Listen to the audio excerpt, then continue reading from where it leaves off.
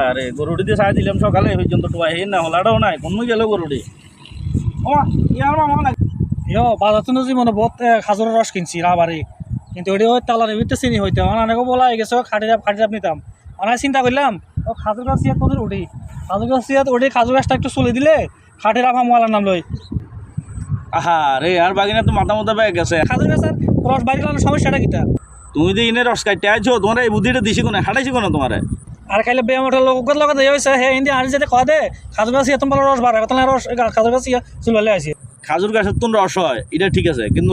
তুমি জানো নি এই খাজুর গাছের রসটা কোন সময় হয় আমি জানি না তো আপনি জানলে আপনি কথা কোন গেলে আপনি কন বাগিনা তোমার যেন খাজুর গাছের আসল রস খাইবার দরকার তুমি খাজুর গাছের সিজন হচ্ছে পৌষ মাঘ শীতকাল তুমি এই শীতকালে গাছ লাইও ভালো রস পাইবা গাছটাও ভালো আছে মোটামুটি মুক্ত আছে মামা নেছেন ভালো হয়েছে আপনি তো না কইলে না হয়তো বর্ষাকালে